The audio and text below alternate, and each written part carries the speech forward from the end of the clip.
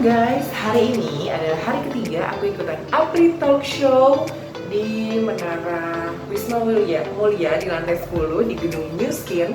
Jadi hari ini kita mau bahas tentang perkara apa aja yang udah pernah diperkarakan oleh Barreskrim dan Polri tentang perusahaan-perusahaan yang melakukan money game atau direct selling yang nakal. Oke, check it out. Tetapi tetap semangat pagi. Apa kabar sahabat-sahabat Apri? Ya, Baik. tidak terasa kita sudah masuk ke dalam talk show hari ketiga. Dan hari ini kita membahas tentang maraknya investasi ilegal dalam industri direct selling. Ya, seperti kita tahu bahwa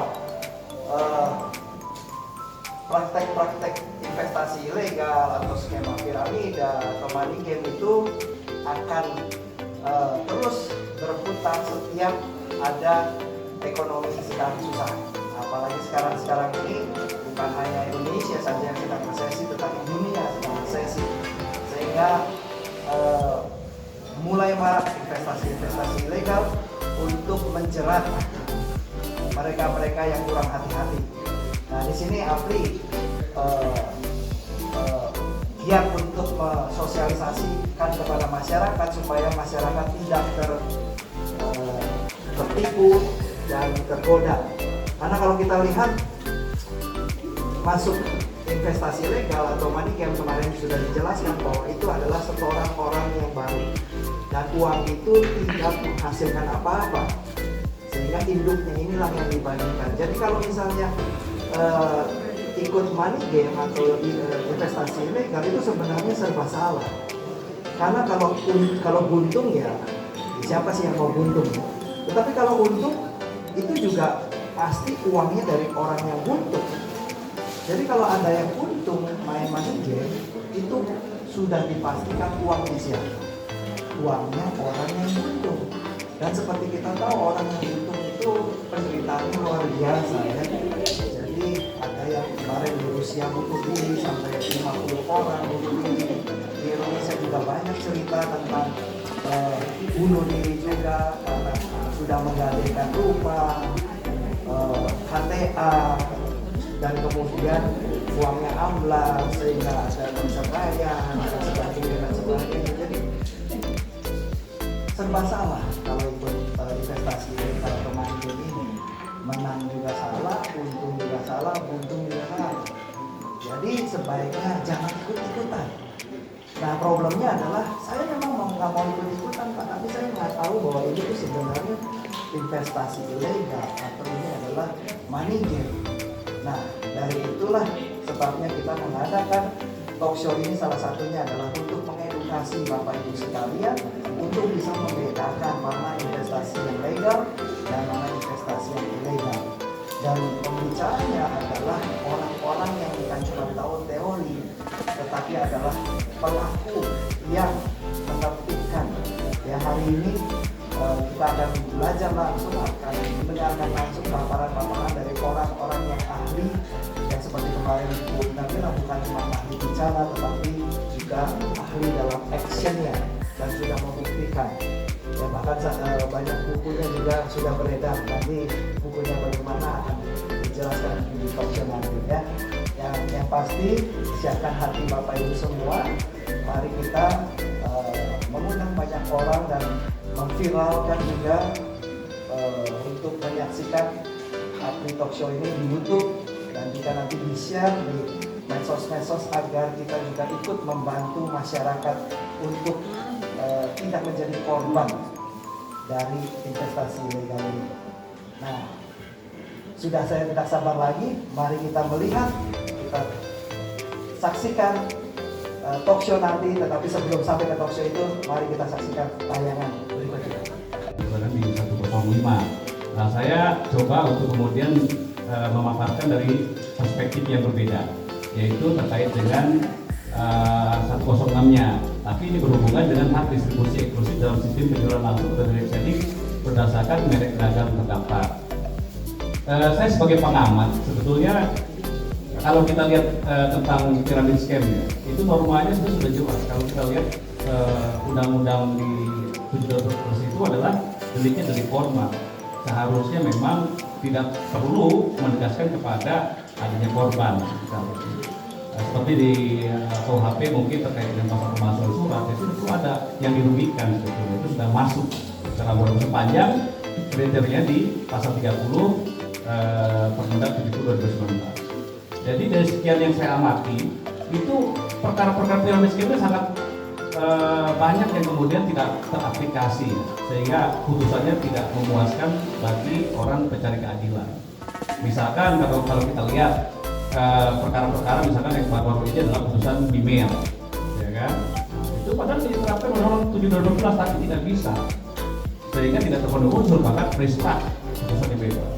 Terus kemudian ada putusan perkara Free for Freedom di PN Barat. Saya juga coba eksaminasi, ternyata malah yang terbukti adalah pasal 378 nih. Saya baca putusan tingkat PN-nya.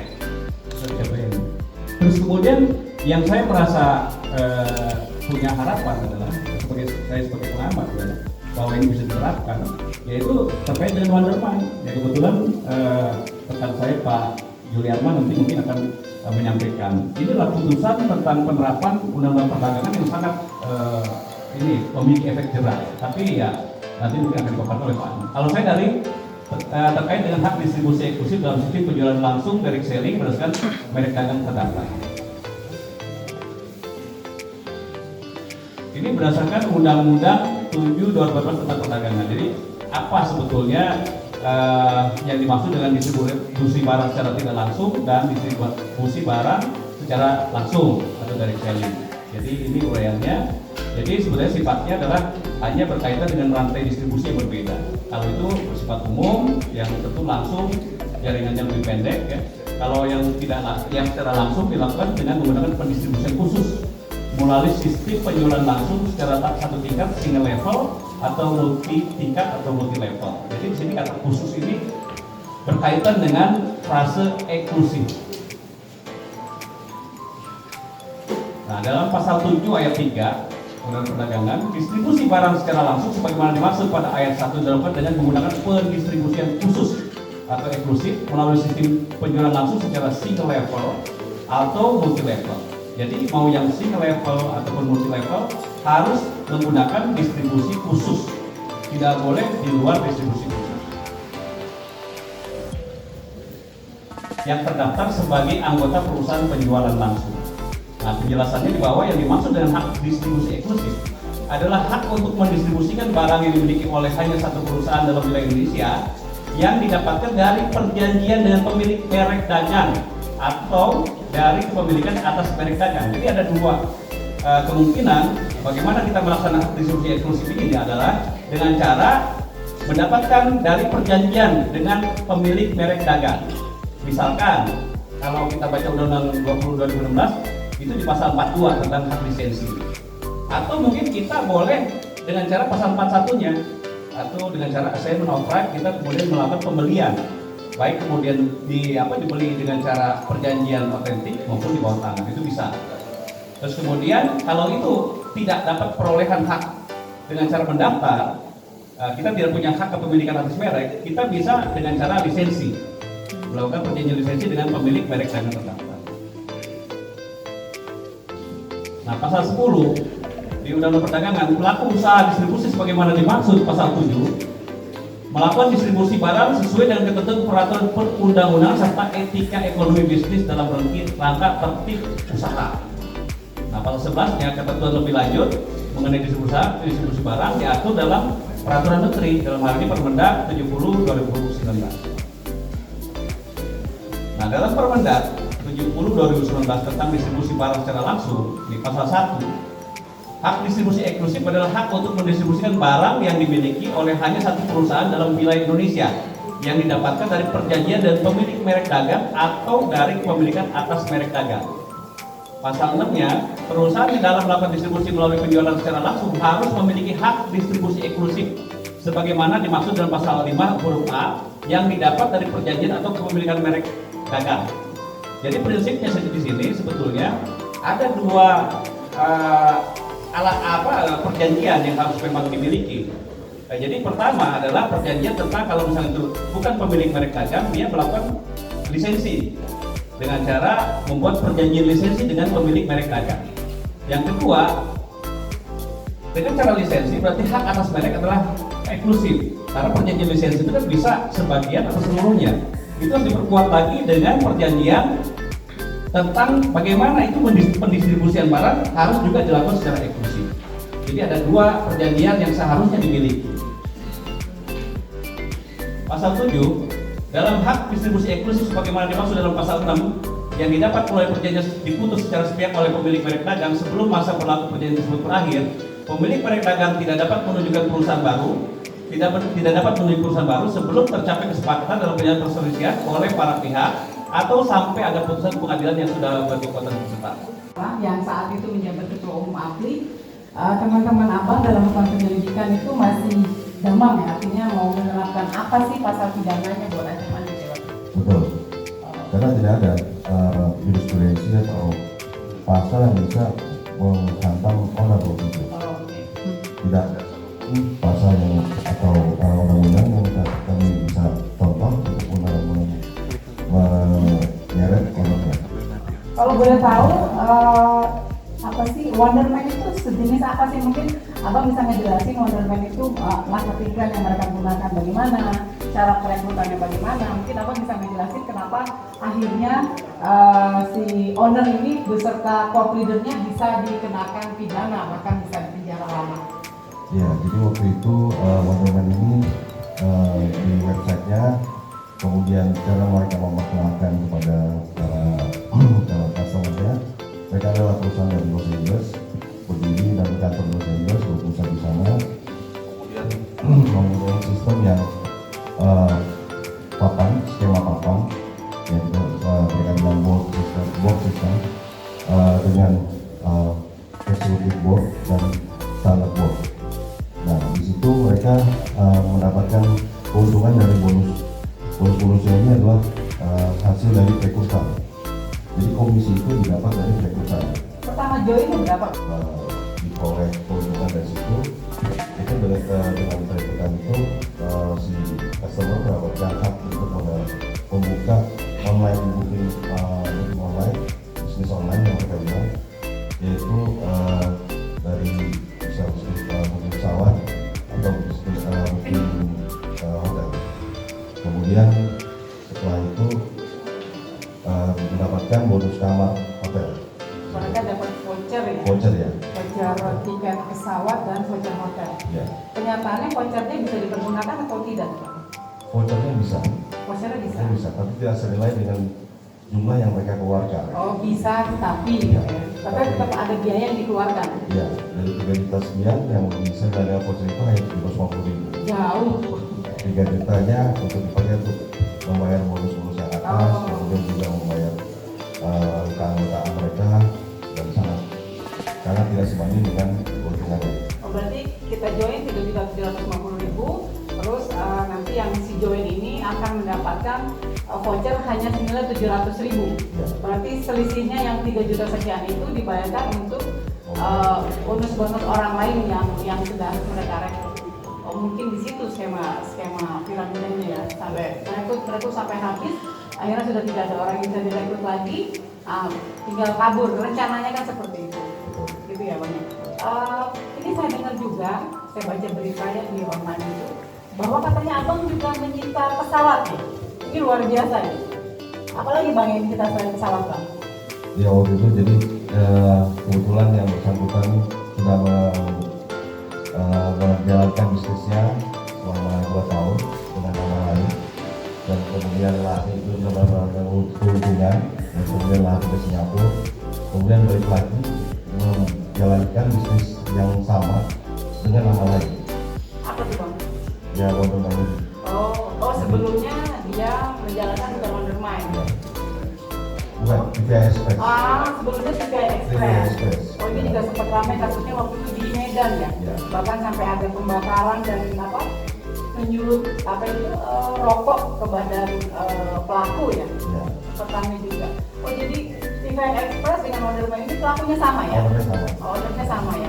Itu yang tadi kita lihat di tayang itu. Oke, silahkan lanjutkan. Apalagi sih yang kita Pak selain pesawat?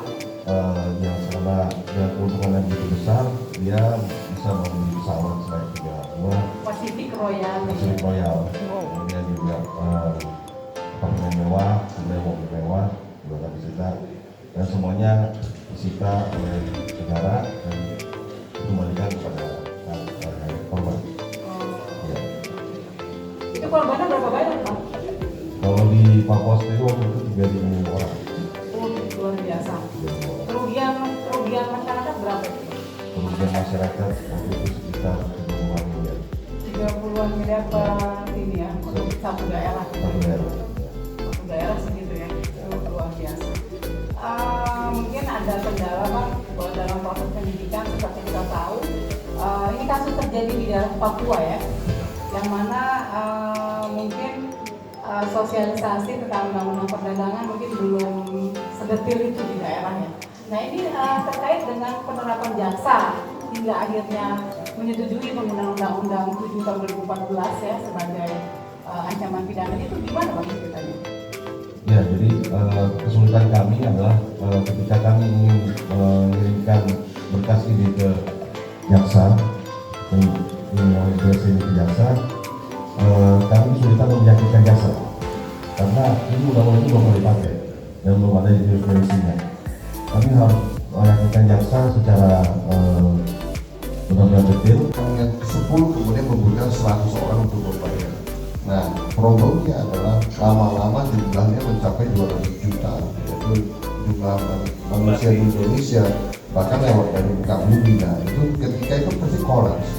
Jadi sebenarnya sangat disayangkan waktu itu mereka mengambil keputusan mungkin dari kasus itu karena ketidakpengetahuan dan tidak ada ahli yang mengerti, dan strukturnya sebenarnya sudah jelas adalah investasi yang tidak pernah ada.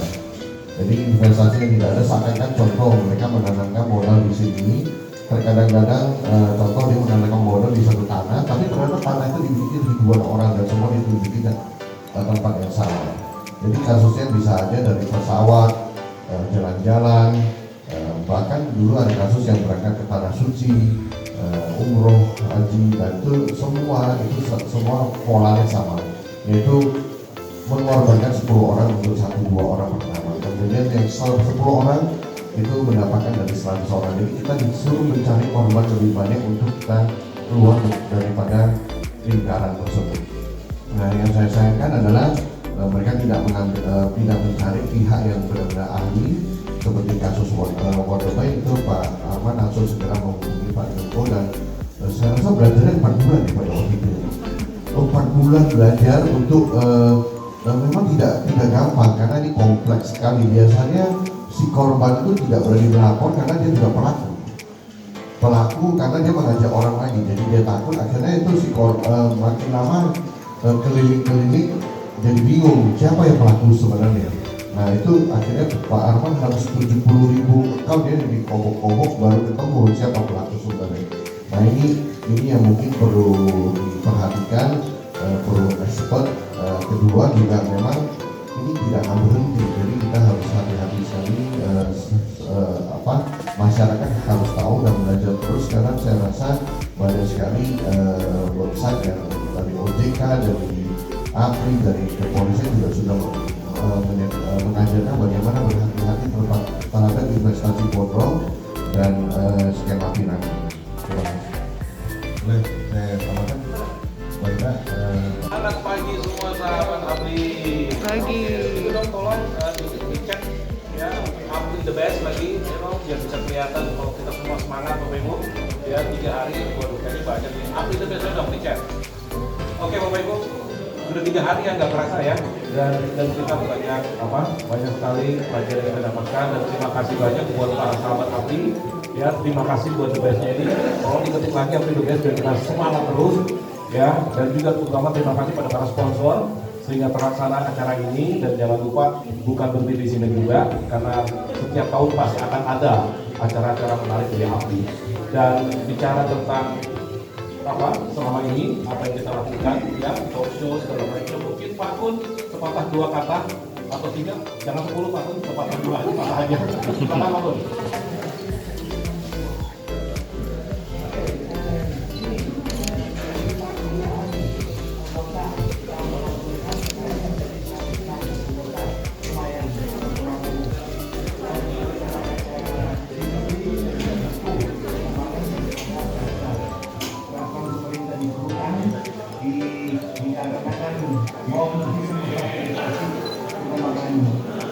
industri dan untuk mendongkrak meningkas monogen yang marak-marak dan semakin lama semakin canggih. Perkembangan produk semakin lama semakin akan dituntut pasar untuk produk halal dan perusahaan dari sana yang kita lihat. Itu kira-kira kesimpulan saya dari 3 hari ini. Kita selalu berlaku. Terima kasih Pak Mun. Ya Pak Joko, gimana nih? Kita 3 hari udah ngapain aja nih Pak Joko? Silakan. Ya, tidak terasa sudah 3 hari berlalu dan banyak sekali masukan-masukan dan harapan kita ini harus kita gaungkan kembali dan sahabat-sahabat APLI bisa memviralkan karena kelebihan dari industri ini adalah jaringan. Kita memiliki jaringan di seluruh Indonesia bahkan dunia ya. Dari 106 perusahaan anggota APLI itu membernya udah berapa? Ada jutaan orang. Dan mari kita selamatkan bangsa ini dari praktek-praktek skema piramida dan investasi ilegal. Salah satu caranya adalah kita viralkan YouTube APLI, posting, sharing kemana-mana supaya mencegah lebih baik daripada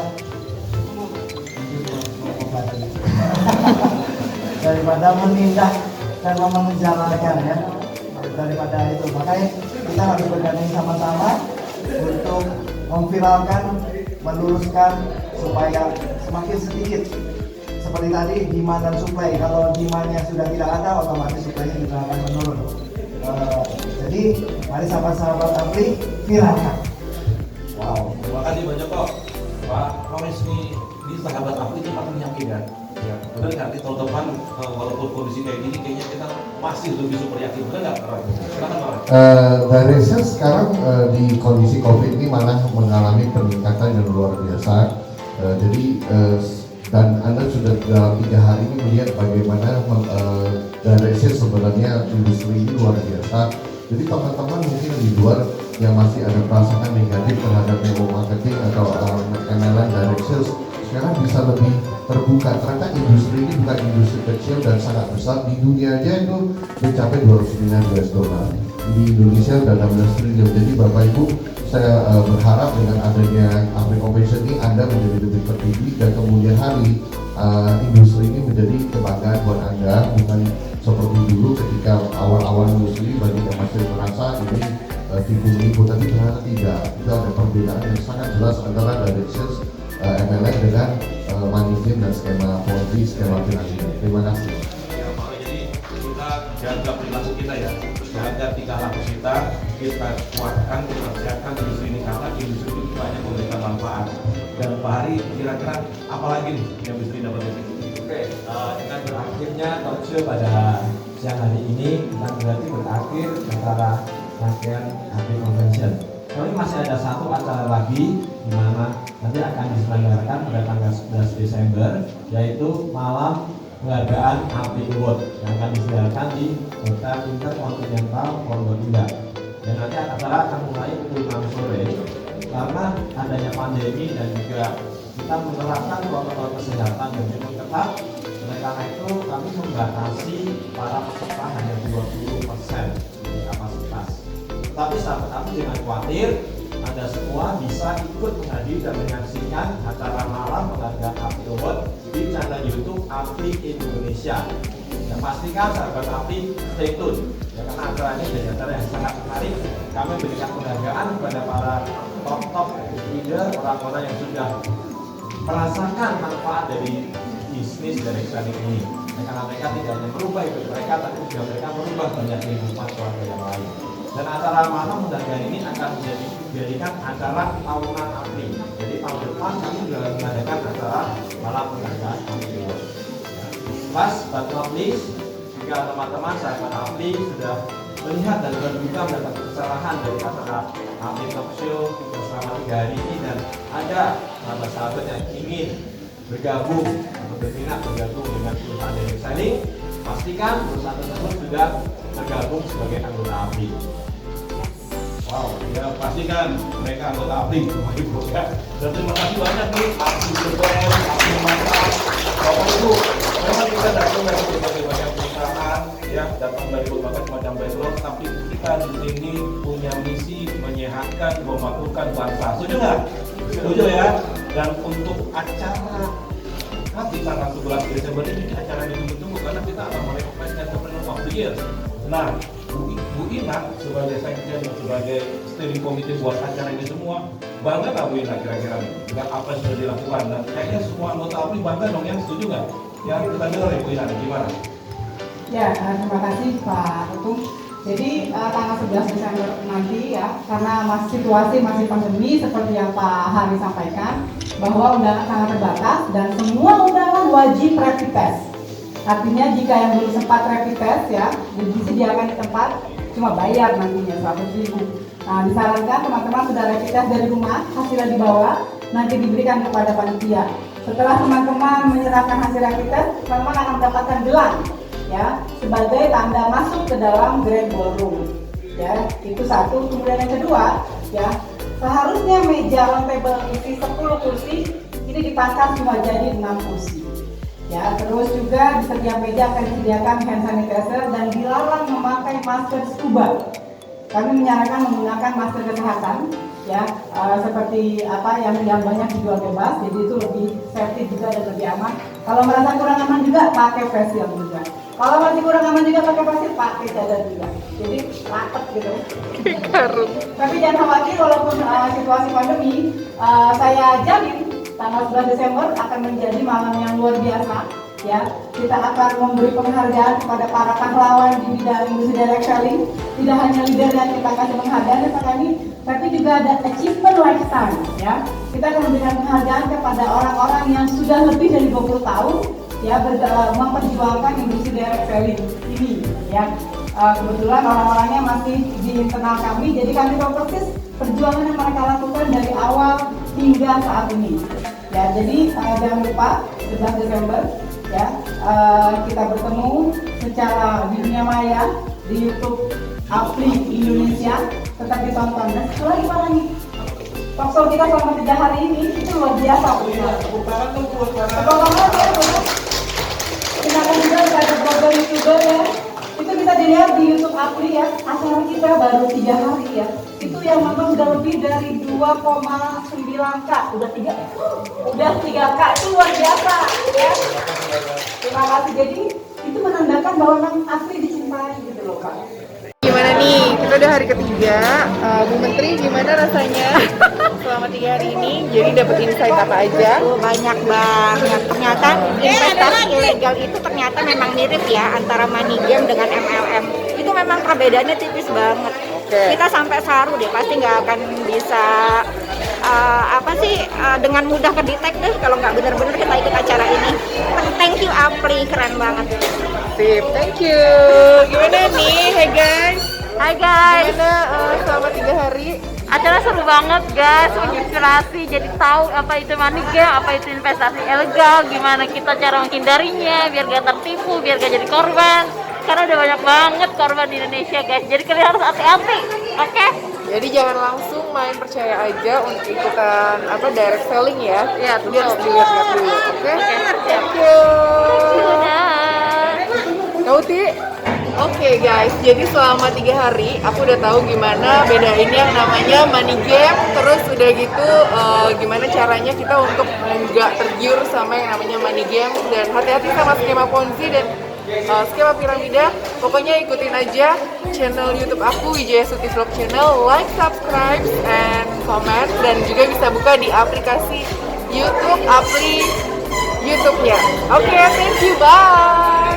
Oke guys, ini yang hari terakhir acara APRI. Keren nih acaranya ya. Seru. Jadi banyak kita pengetahuan ya di sini ya, yang jadi nggak tahu jadi tahu. Dan semuanya yang belum nonton bisa tetap patengin tuh live streamingnya ya di APRI Indonesia. Keren pokoknya. Thank you Kak Deni. Bu, Sumiati gimana? Ada pesan-pesan setelah nonton 3 hari talk show, rasanya gimana? Kalau aku sih suka dukanya banyak ilmu yang didapat, kemudian jadi kita tahu tentang direct selling, usaha MLM bodong atau tidak. Itu aja. Oke. Jadi harus lebih hati-hati lagi ya. Iya. Oke, thank you Bu. Iya.